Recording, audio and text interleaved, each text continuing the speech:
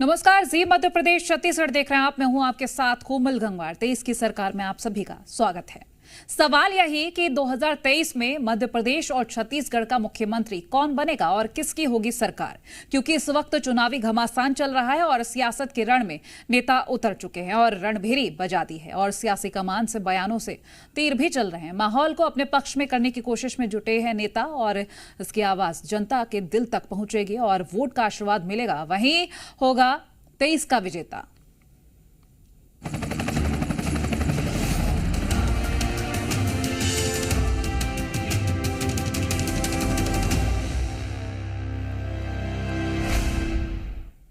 मध्य प्रदेश के विधानसभा चुनाव में इस बार घमासान देखने को मिलेगा, क्योंकि चुनाव के ऐलान से पहले ही चुनावी संग्राम शुरू हो चुका है और पीएम मोदी ने सागर के बीना से 2023 के चुनाव का एजेंडा भी सेट कर दिया है। पीएम मोदी ने INDIA गठबंधन पर हमला बोलते हुए सनातन के अपमान पर जमकर खरी खोटी सुनाई और इससे साफ ये हो गया है कि बीजेपी का चुनाव अब की बार सनातन के इर्द गिर्द ही रहने वाला है, क्योंकि विपक्ष की पिच पर सनातन से सत्ता का रास्ता तय करने की कोशिश की जा रही है।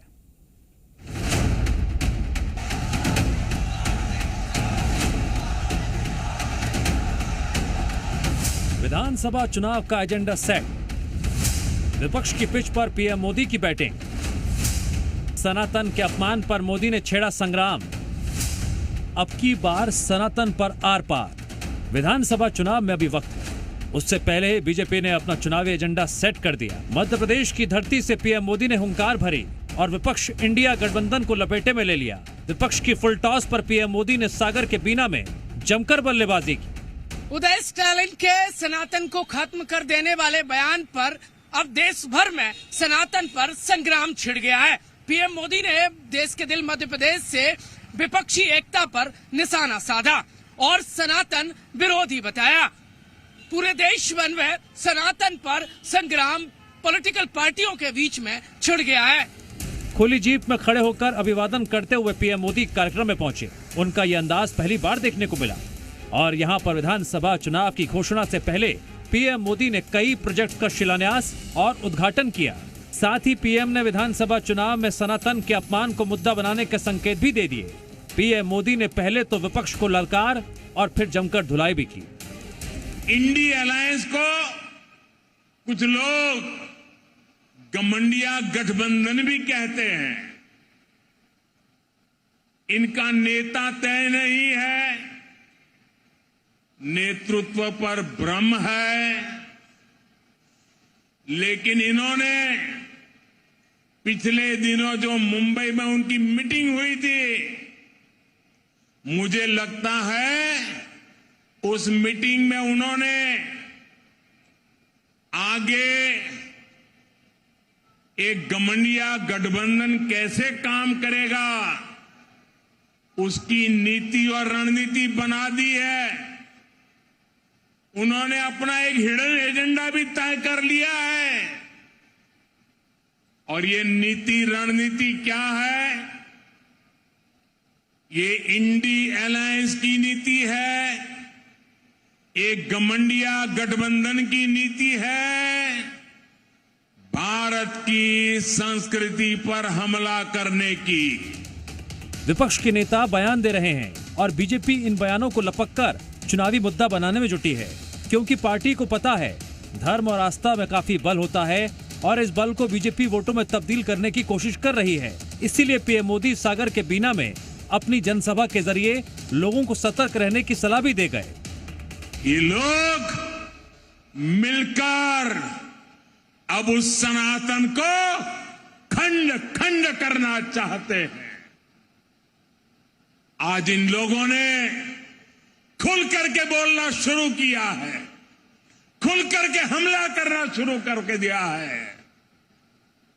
कल ये लोग हम पर होने वाले हमले और बढ़ाने वाले हैं। देश के कोने कोने में हर सनातनी को, इस देश को प्यार करने वाले को, इस देश की मिट्टी को प्यार करने वाले को, इस देश के कोटि कोटि जनों को प्यार करने वालों को, हर किसी को सतर्क रहने की जरूरत है। सनातन का अपमान करना विपक्ष को कितना महंगा पड़ेगा, ये तो चुनाव के वक्त पता चलेगा। फिलहाल तो पीएम मोदी ने मुद्दे को लपक लिया है और इंडिया गठबंधन पर जमकर अटैक कर रहे हैं। सनातन को मिटाकर ये देश को फिर 1000 साल की गुलामी में धकेलना चाहते हैं, लेकिन हमें मिलकर ऐसी ताकतों को रोकना है।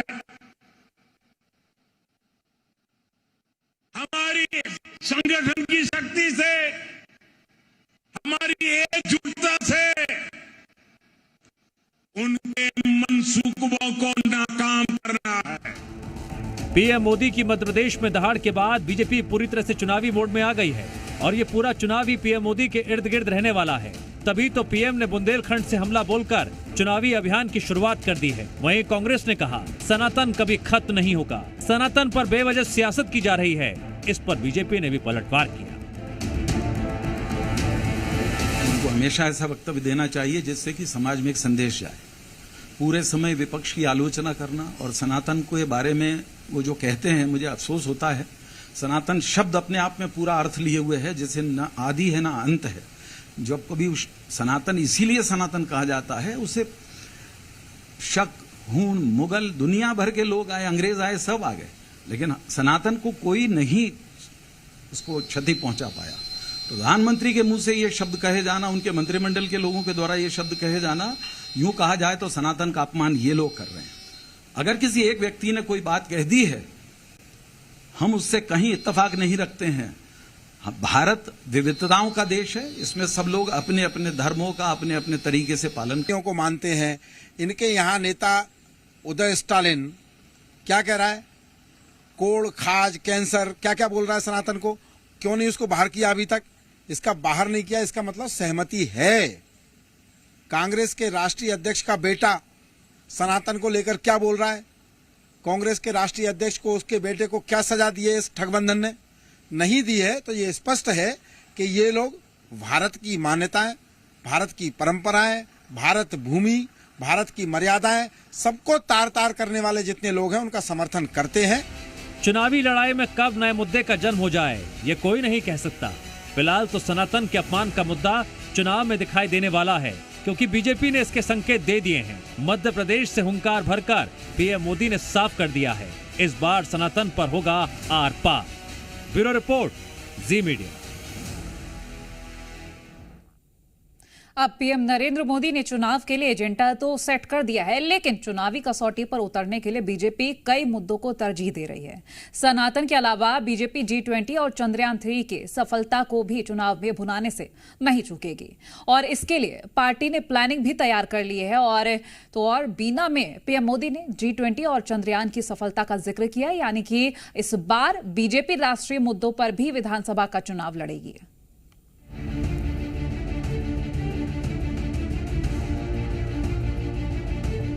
मध्य प्रदेश के चुनावी समर में सभी पार्टियों ने कमर कस ली है और मुद्दों को उछालकर हवा दी जा रही है। विधानसभा चुनाव के लिए एजेंडा सेट किया जा रहा है।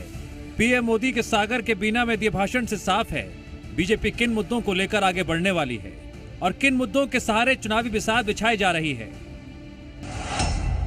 पीएम मोदी के भाषण से साफ है सबसे बड़ा मुद्दा तो इस बार के चुनाव में सनातन का अपमान ही रहने वाला है। वहीं G20 की सफलता को भी बीजेपी चुनाव में भुनाने से नहीं चूकेगी। अब की बार चुनाव में चंद्रयान 3 की सफलता को भी बीजेपी जरूर भुनाएगी। इसके अलावा विकास के मुद्दे पर भी बीजेपी चुनाव लड़ेगी। ये सनातन की ताकत थी कि झांसी की रानी लक्ष्मीबाई अंग्रेजों को ये कहते हुए ललकार कर पाई कि मैं अपनी झांसी नहीं दूंगी।